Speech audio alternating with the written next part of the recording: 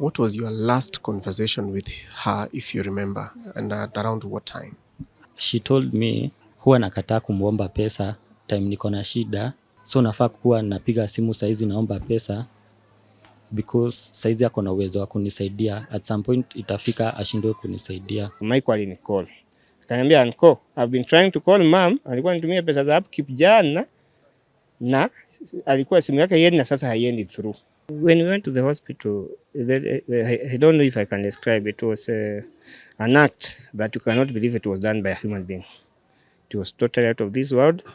And somebody who did that, I don't know what wrong can someone do. Or somebody who has your kids, you can do to someone like that. My name is Edward Mwangi. I'm a Baba Caleb. I'm a father of 2, but now a father of 6. I'm the brother to the deceased, who is Monica Modhoni Kamau, who was murdered in a cruel way by his husband, Mr. Peter Keheko, who is still at large. Yes. I think at this point we also would like to appreciate the school management for giving us this platform, or rather this place, so that we can have this conversation. We don't want to mention the name of the school, so they will know themselves. We totally appreciate for allowing us to have this conversation here, regardless of how emotional it is or it might turn out to be, because you understand their situation and you're working with the family, so we appreciate that very much. You have mentioned that now you're a father of 6 because of what happened. Can you take us through what you know happened that particular day? Because now you have the responsibility of staying or living with these children, but at least you are the closest as at that time. What happened? So on the 5th day, it was on Sunday 11th of May, I was sleeping. It was around 9. And I received a call, the number I did not have. And the person who called happened to be a brother to my sister's husband. And he introduced himself and told me, "Yeah, it's me calling you. And you know, your sister's husband has done something wrong." Which, like he told me, "You remember the last time what your shemeji did? The last time he has done it again." So I asked him, "What has he done right now?" He told me, amekata sistako. Amemkatakata, amekuja, akamkatakata sistako. So I woke up and I was like, "How bad is the situation? Can I come?" He told me that no, he's not that bad, but amekatwa miguu mbili, but he's fine. She's fine, yeah, she's fine. So something ran in my mind, something is, because after that, his phone went off. Hold it right there. You have referred to another incident. You said that you were told on phone, you remember what he had done last time. So what had he done last time before we come to this particular situation, and what you went and saw? So there was another incident. So hiyo 2024 venye nimekwambia, I got the same phone call. It was also at night. Nikaambiwa sistako amekatwa mkono na currently ako admitted kwa hospitali. Nikauza, who has done that? Nikaambiwa ni your shemeji mwenye amefanya hivyo. They had walikuwa na ugomvi, akamkata. Na hakumkata peke yake at that time. Alimkata with someone who had come kumprotect. So he was a neighbor. Alisikia nduru, akakama on time. So akamshika, but before mshika hata pia alikatwa kidole. The neighbor. Akakata the neighbor kidole na sistangu akakatwa na akalazwa hosi siku 3. So sikuweza kwenda hiyo siku. The next day nilienda, and you actually the one who catered for the bill, and the guy was apprehended, akaekwa ndani. So you know kuna hiyo legal process. Sasa huyo kwa hospitali amelipiwa, anaenda kupona na ni wawili, then the guy ako ndani. So si after amepona kutakuwa na hiyo court process. So after some time, after 3 days, my sister alikuwa discharged together with the neighbor mwenye alikuwa amenini. So the guy still ako ndani, but after some time, I cannot tell the times, my sister called me and told me, "You know what, me I'm thinking huyu jamaa nimefeel, wacha tu nataka ni drop case." Nikamwambia kwa nini udrop hii case? Na unaona huyu jamaa alikuwa labda determined, maybe kama hakungekuwa na huyu neighbor it would have been worse. Akasema first of all, huyu neighbor yeye amemsamehe, amesema I just want you to cater for his hospital bill.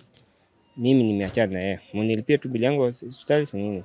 So sister akaniambia hata mimi nikiangalia the situation na how ya tuko na nini, I feel deep inside me nafanya mforgive na kuja tulee watoi, na because kwanza my firstborn hiyo it was on February 2024, April 2024 alikuwa anafaa kujoin campus, so akaona it can deter, inaweza leta some confusion makianza court process na nini.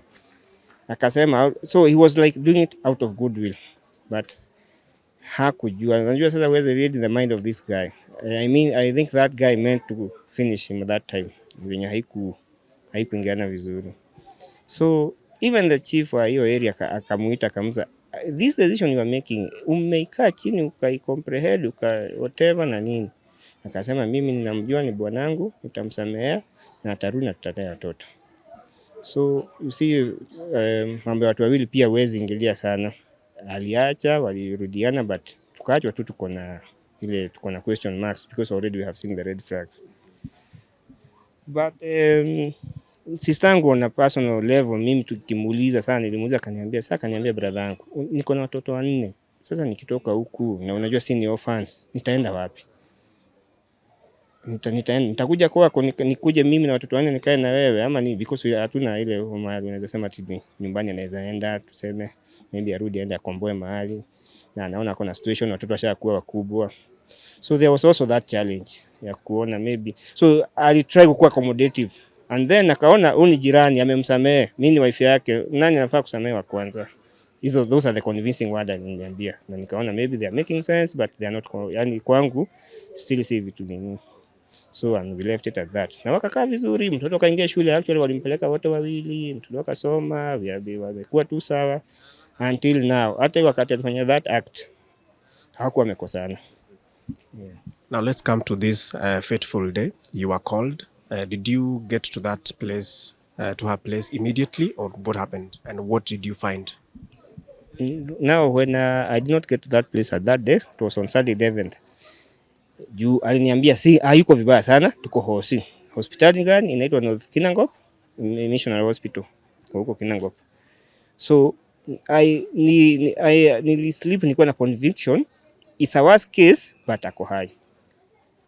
That's what I knew. So the call next, mwenye alinicall nikamcall, hakuchukua simu. Mwenye alinicall kuniinform, then nikacall my brother, ako pia hiyo side za Ushago, juu kwa karibu. Nilikuwa nataka nimuinform kesho morning because hizo time za kuwa na hosi ni early morning na saa 7.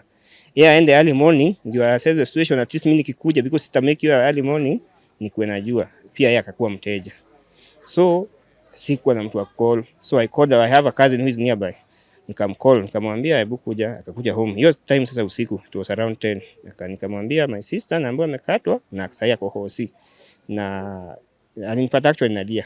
Nililia sana because why huyu jamaa anamfanyia sister yangu hivyo, mbona anamhati yani, unaona. So akakuja akaniambia tuombe, tukaomba, akaniambia wewe lala, kesho ni tutaenda mapema kumuona.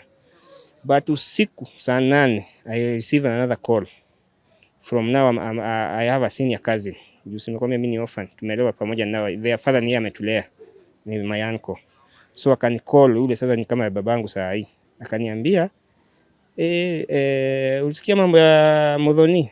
Tunamtaka Mso. Umesikia mambo ya Muthoni? Nikamuuliza kwani kuna something bad has happened, because I already have the news but nilijua I was even going there. Akaniambia fanya hivi, kesho usiende job, uamke mapema uende. So that time ndio nilijua kuna something si poa, but still I had conviction maybe ako ICU or something. Mimi sikuwa niko convinced amekufa. So early morning nilitoka nikaenda, but on the way I received a call.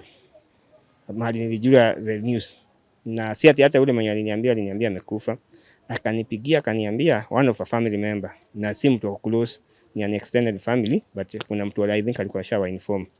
Akanipigia akaniambia what happened yesterday about your sister. Nikamwambia waligombana na bwanake na akamkata kwa hosia, I'm on the way. Yeye akaniambia alimkata ama alimuua. Hata nilikata tu simu nikajua the worst is the worst, as I thought. That's what happened in the fateful day. From there now, we had now to accept the situation. I had another big challenge ya kuinform Michael his firstborn. Because Michael, on the fateful day hiyo Sunday, mamake aliuliwa, mamake ndiye alikuwa anamtumia pesa ya upkeep. Alikuwa amemtumia na Michael ndiye alipea huyu babake mdogo, ndiye alimpea namba yangu, ndio akanipigia akaninform hiyo story, lakini hakuambia Michael. So Michael akakuwa anapigia mamake, ndio alikuwa amtumia some money for upkeep. Mamake akakuwa hachukui simu. Ilikuwa inaenda through. Hata mimi nipigie sitangu like 5 simu hazikuenda through. Hazikuwa zinachukuliwa. Basi zinaenda through but kidogo kidogo zikaenda off. So Michael on the other day after nimeenda huko tukaenda mortuary, nikaona sistangu, nikaona the barbaric act and whatever, Michael alinicall. Akaniambia, "Uncle, I've been trying to call mom." Alikuwa anitumia pesa za upkeep jana na alikuwa simu yake yeye na sasa haiendi through. So you see, already I knew the situation. So na wale walikuwa nilikuwa nishaenda home kwao, wakaniambia they are not in a position to kumwambia hiyo story. So I told Michael, I'll send you 2,000 upate hiyo chakula and board gari immediately ukuje kwangu sasa hapa Nairobi. Sasa Michael naye he did exactly that, nikamtumia, sasa akakuja the next day. Describe for us what you found when you went to the hospital, or yes, basically to the hospital. When we went to the hospital, I don't know if I can describe it. It was an act that you cannot believe it was done by a human being. It was totally out of this world. And somebody who did that, I don't know what wrong can someone do. Or somebody who has your kids, you can do to someone like that. Those pictures are still live. I cannot describe, and they bring a lot of pain and tear to my eyes. Sorry about that. To recap it, but describe it for our audience so that they can understand the kind of pain that you are carrying as a family. So when I went to the hospital, it was at the hospital because we needed to. It is not now in the hospital because it was in the morgue. Already she had died. So I found the act that the guy did. She had a lot of cuts, deep cuts in the face, like 7. Somebody has cut you across here, the eyes. You can even do like this for, here. Between here and there, you can just like do this. Yes, open it up. The legs, both legs at the ankle area, totally chopped off, like they're hanging. The hands, it was a cruel death. It was bad. And what action did you take as a family after seeing what had happened to your sister?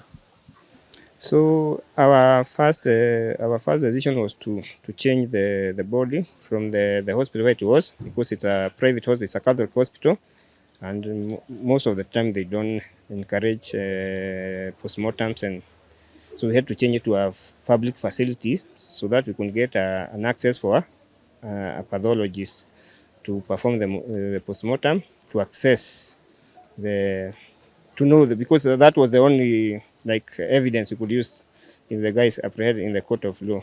So we changed the body from North Kandra, it's called Kwangothi North Catholic Hospital, to Nyayo Ward in Engineer. It's a level 4 hospital there.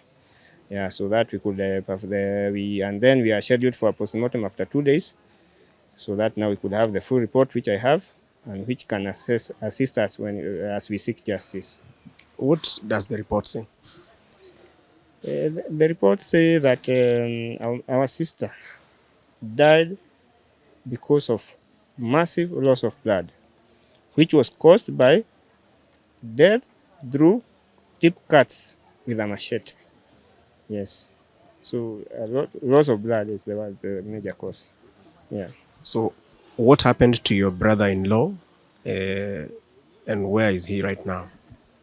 So according to reports, the people who came to scene immediately, because the kids, watoto ni warezi, alifungia watoto nje, akavuruta my sister nje, akamkatakatia nje, watoto wakiwa wamefungia, but watoto walikuwa najua. So watoto ni warezi, walifungua dirisha side ya nyuma, wakapiga nduru. So neighbors responded. but we cannot tell because we are even asking akikuja mlimpata wapi, but the kids walifungiwa kwa nyumba akatoa akama, but one of the kids anasema alikuwa nasikia mamake hakuweza hata kupiga nduru, but he could hear her croak. Unajua hiyo sauti ya uchungu, but you cannot cry, you cannot piga nduru because the extent vile alimfanyia, you cannot even mkata miguu kwanza asipotee, karudi akamkata macho across ndio apoteze. Ni mtu is like mimi kwa my own thinking ashaiua tena. It was so meditated, ni kitu alikuwa amepanga vizuri sana because it was a very bad death. So but ati alipotea wakamwona hivyo, so people came, so wenye waliza alarm, neighbors, brothers wao pia wakakuja, ndio walimpeleka hosi, na it's like alifika hata hosi akiwa sawa, but akishughulikiwa ndio alipasa. Yeah. So where is he now? He's still at large, hajapatikana, and our prayer is apatikane, and we want him to be found alive on my part, because we want to know the motive, because you cannot do that such an act without some motives which can heal vitu za nyuma. Maybe there is something yenye imewekwa, maybe can happen. He needs to be ashikwe, aelezee, because we need to know what was this, what was he gaining from the death, what was he gaining, we need to know. Yeah. Kwa majina ni Michael Kamau Kihiko, mtoto wa Monica Muthoni, nasoma chuo kikuu cha Moi University. Yeah. Unasoma course gani, uko mwaka gani? Nasoma technology education, niko first year. Yeah. Michael, we are here kwa sababu ya what happened to your mom, and we are very sorry about it and the entire ordeal vile imewaweka kama familia. But before we go to a history of your family, tuambie ulikuwa wapi hiyo siku when this happened? So wakati this happened, nilikuwa shule, nilikuwa Moi University. Nikapigiwa simu, nikaongea na mom. That day it was on a Sunday. I called her, nikamwambia sina pesa ya upkeep. So akasema nitakutumia Juni usiku, nitakutumia pesa kesho nikienda kudeposit kwa M-Pesa. Alafu simu ikakatika. Then the next day hakunipigia simu na hakunitumia pesa. Nikaambia rafiki, I feel kuna something iko off nyumbani. So I decided to text rafiki mwingine mwenye ako nyumbani the M-Pesa penye alikuwa anaenda kudeposit pesa. Nikamuuliza, umeona mom leo? Mom alikuja kudeposit pesa leo. Akaniambia ni story ngumu, haizi kuniambia nipigie mtu wa nyumbani. So the previous night kuna brother ya babangu alikuwa amenipigia simu, akaniomba namba ya Uncle Edward, the brother to mom, na nikampea. So huyo nilikuwa na namba yake, na yeye peke yake ndo nilikuwa na namba yake. Nikampigia, nikamwambia mom alikuwa nitumie pesa na hajanitumia till now, so unaweza enda ucheck nini mbaya ukuje uniambie. Akaniambia mama kwa hosi, ndo maana achukui simu. So nika text ule msichana mwenye wa M-Pesa nilikuwa nimemtext, nikamwambia nimeambiwa mama kwa hosi, niambie what happened. Akaniambia mom alikatakatwa lakini ako hosi. So hiyo story iliniuma because I knew obvious ni dada amefanya hivyo. Then I started insisting, niambie kama amekatwa vibaya ama atapona. Alikuwa ananiambia siwezi kuambia story yote, wewe uliza mtu huko kwenu. Then all of a sudden watu wakaanza kunipigia simu, marafiki wa nyumbani wakiniuliza niko aje, na huwa wanipigi. So it was the first time, so nika feel kuna kitu mbaya imehappen. Then I called my uncle Edward, nikamuuliza kuna kitu mama alikuwa amekwambia ama amekupigia simu? Akaniambia nitakutumia fare ukuje Nairobi tutaongea. Nikampigia, aliniambia nikuje Nairobi anipe story yote. So the next day on Tuesday nikakuja Nairobi na akaniambia ya mom was cut kwa kichwa na miguu na hakuweza kumake it, so she's dead. But nilikuwa nimejijazia ilikuwa painful lakini I was ready. Yeah. It's quite heavy even to do this interview because we are revisiting things that are very painful. What came to your mind when you knew for sure she's not there and you knew what had happened and who had done it? Kitu ya kwanza iliniuma sana because I'm the firstborn. Kitu ya kwanza kufikiria ilikuwa my siblings. Relationship ya mom na our brothers wa dad was not so good because dad alikuwa amekosana na brothers wake wengi, na since we were his family lazima pia sisi tungeavoid hao watu wengine juu wamekosana. So I started asking watoto wetu wako wapi, nani ako na wao. Yeah, that was the only thing nilikuwa nafikiria because now I could not change the situation. Alafu nikaambiwa dad alifanya hivyo alafu akatoroka, so I didn't care about him because I knew haezi rudi. Yeah. Take us through what kind of a person was your dad, or the kind of relationship that ulikuwa unaona, ile experience uko nayo pale nyumbani walikuwa wanakaa namna gani na your mom? So first, dad, he was my stepdad, not my real father. Alikuwa ananiharas sana. I thought ananiharas because I was his stepdad, his stepson. Lakini later nikakuja kurealize anaharas hata watoto wengine. He started taking alcohol nikiwa class 7, 2017. Na hapo ndio alianza kusumbua nyumbani. Anakuja akiwa mlevi, anatoa vita, anapiga mom nikiwa, hadi the other siblings wakiwa. So amewa traumatize sana. He was not a good person. Yeah. We've been told of another incident last year, 2024, when he cut your mom's hand. Why do you think that your mom still stayed with your dad even after that incident?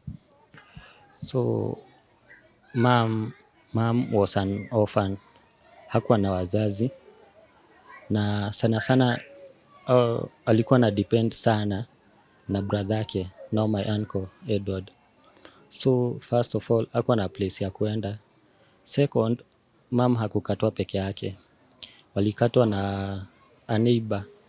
Na huyo neighbor decided to forgive.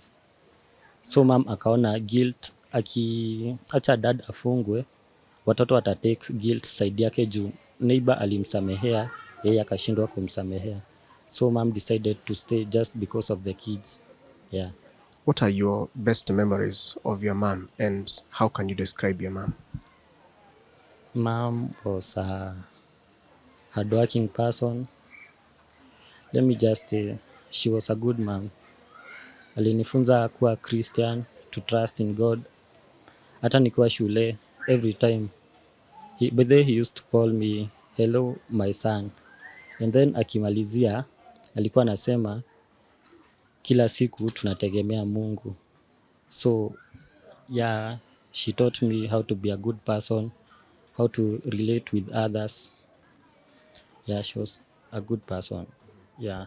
How do you feel ukijua the person who did the unthinkable to your mom is still out there? Na feel anafaa kufungwa because hatujui intentions zake. He did it 2024 the first time, and then after kumsamehea akakuja akarudia tena. So hatujui kama anapanga kutupata sisi watoto atufanyie hivyo, because mtu akishaua mtu huwezi jua intentions zake. So I feel it is not safe. Anafaa atafutwe, ashikwe, ndio tu feel tuko comfortable na tuweze kumove on, because kama mimi alikuwa anajua place naishi shule, and I feel anaweza kuja tena akuja kunitafuta. So ningeomba tu ashikwe, atafutwe, ashikwe. Yeah. There's a poem that you did or you wrote dedicating it to your mom, and in the poem you said that your mom forgave and her love was reversed or reciprocated with rage. talk to us more about that kind of feelings that you know your mom had. She was very forgiving, but now what she was getting in return is the complete opposite. The last time dad alifanya hiyo act, mam ndio alishughulika. He called my uncle Edward, akamwambia wanataka kutoa dad kwa remand ndio arudi nyumbani. So mam akashughulika everything, wakamtoa na akakuja na yeye nyumbani. By the way, she was the only person. Hata brothers wa dad hawakuenda kumuona hata jela huko kwenye alikuwa ameshikwa. So later after amekuja, hakukaa siku mbili, akaanza pombe tena. Nilikuwa nakaa room different na huko nyumbani kwenye walikuwa anakaa. So I could hear him say, nani alikuambia unitoe? Mimi sikukuambia unitoe. Nakumbuka hizo words na huwa zinaniuma sana because unaweza toa aje mtu kwenye ulikuwa umeenda juu ya acts zako alafu urudi ukuje like ukue rude kwake. So alikuwa anatesa tu mam, kumpiga tukiwa, then the next day anajifanya mzuri, then jioni ana repeat the same incident. Lakini mam alikuwa anakaa. Hata kwa watu wengine, hata neighbors wanajua that dad was not a bad person because mom protected him. Alikuwa anamprotect kila wakati. Yeah. You say that the society would not see him as a bad person because your mom protected him. Yeah, the society could not see him as a bad person because mom protected him. Yeah, despite doing all that, she used to protect him. Yeah. How are you seeing your siblings take it? What kind of a burden is it? Emotional burden is it on them? So my siblings look up to me for emotional support and comfort. So it's like the burden has been drifted towards me. The last born, he seems like he don't know what's happening, but my sister and my brother saw the incident. They are still traumatized. My brother sometimes says he sees that picture in his mind, so I must be there to comfort him. Yeah. So they also require therapy. Yeah, they require therapy. Yeah, including me. Though I didn't see the action, but I saw the pictures. I saw how mom was cut and the wounds were deep. She could not survive. So I feel like me and my siblings need therapy. What are your fears for the future? What are your fears? Right now, losing my mom was the greatest fear. So right now, my greatest fear is losing my siblings because they are now my family.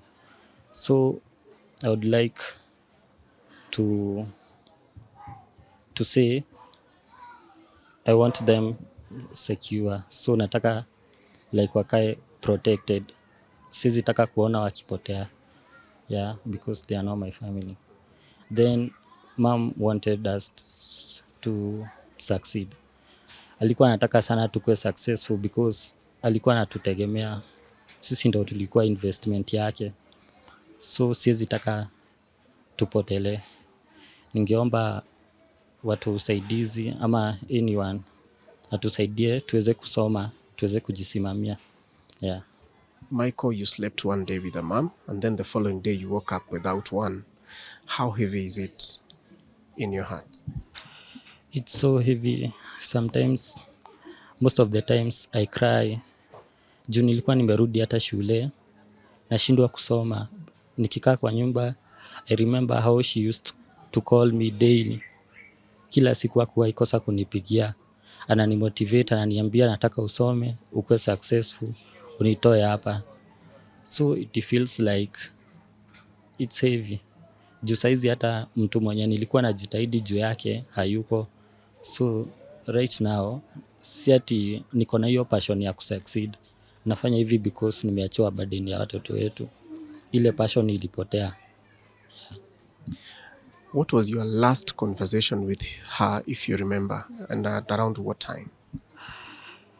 She told me huwa nakataa kumwomba pesa time niko na shida, na she is the only woman mwenye anakuanga hapo time yoyote for me.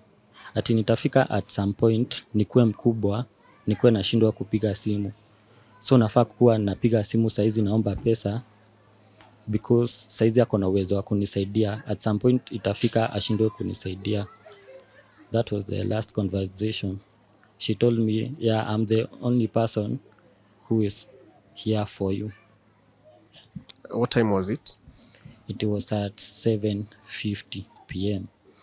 And then the act happened at 8. I don't know at 8 what, but it was at 8. Yeah. So you spoke to her minutes before the incident? Yeah, I spoke to her minutes before. It's like 10 or 20 minutes. Yeah, because hata simu ilikatika, hatukumaliza conversation. And then I heard that she was killed at that time. So sorry, Michael. We wish you the very best. But just before we go, what are we doing here? Why are we here today in this school? Tuko hapa kuvisit my brother mwenye ako grade 8. He has been admitted to school. Yeah, today was siku ya kumvisit. So we came with the family and the well-wishers. Yeah. What are your needs? What kind of support would you ask from the people who are watching you today? So first, my siblings need therapy. They has been traumatized. So support ya kwanza ningeomba ni therapy. Then hatuna mtu wa kutulipia fees. Tumeachiwa anko, ako na familia yake, ana rent, na bado walikuwa orphans kwao. So his brother and sister bado wanamtegemea. So ako na burden kubwa. Ningeomba watu watusaidie kwa fees ya clothing ya watoto, but most important ni fees because mtu akiwa shule life ina continue. Yeah. So sorry, Michael. We wish you the very best. All the best in your studies and as you take care of your siblings together with your uncle. We wish you the very best. Again, pole sana kwa yaliyowapata. But finally, we are calling for justice, that the suspect be apprehended, arrested, and taken through the justice system for at least even for the sake of your little siblings. So thank you so much for taking some time and talking to us. Wish you the very best. Welcome. You are the custodian or the guardian of your sister's children. How is it with that being now the guardian? How are you carrying that? We may call it a burden, but it's now a responsibility. Yeah, for sure. I call it a new responsibility that you had not planned for. Because, there's some responsibility that you can have planned. Maybe in a few times I'll get this and this. It was unplanned for. So it got us with surprise, but we had to accept it.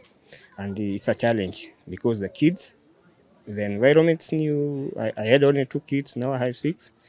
They're almost the same age. You see now there will be some shift of attention. I don't know how their mother and their father were treating them, the kind of attention they need. They are already in trauma, very much trauma. So it's a challenge, but we are trying and we are coping. Also, my wife, I don't know how we'll take it. She's still young. Now he has a family of 6.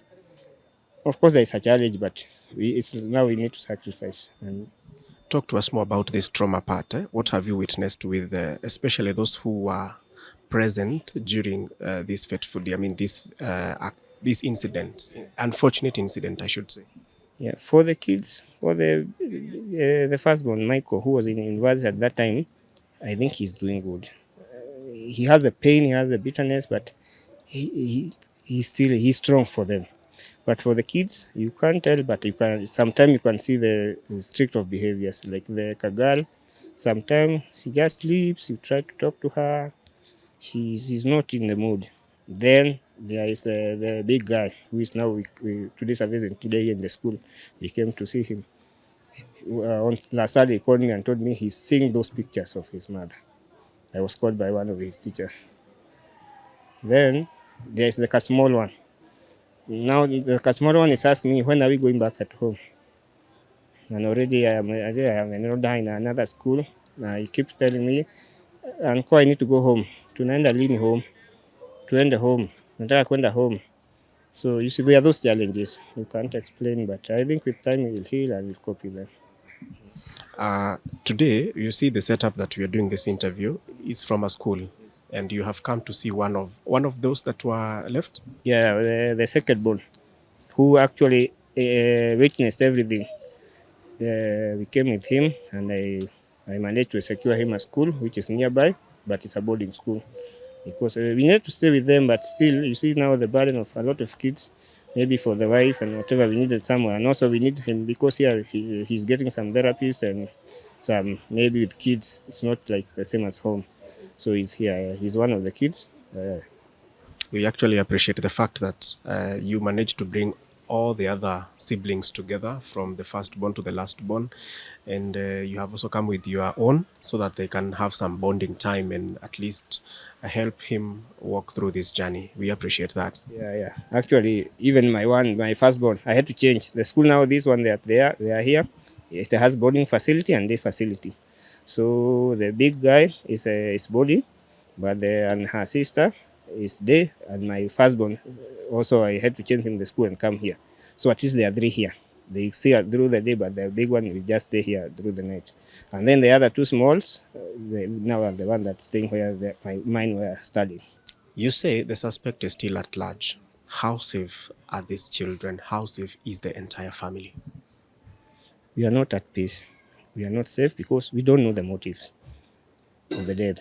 Maybe he wanted to eliminate the whole family, or maybe we don't know. Our peace will be when the guy is apprehended. And I told him, I'm not praying that he's gotten dead or hung. He can, anaweza patikana akiwa hai, but apatikane, the justice take its course. Because I think when akipatikana akiwa hai, there are a lot of things that zitajulikana. Because we don't want a reputation. We don't want to repeat. We don't want to cry again. We cried a lot. We want our sister to be the ultimate sacrifice for these things. But we want to know the reasons that we are behind these things. Because it has happened. So we are urging the government, more so the DCI, because I know they can. They can if they wish to get that yard hard. He's a risk, even to the public. Because the way he killed, he does not want our first day to kill. He has done something to someone else, and it will come to light if they get him apprehended. Yeah. So do you feel like the wheels of justice are moving a bit slow? Very slow. Very slow. It's almost a month, yeah. It's very slow. I would have wished, one of my wishes was to bury my sister when the suspect, the criminal is ako hai, ameshikwa, so that we could send him a message. Yes. Where he is, he's like acting a hero, but he isn't.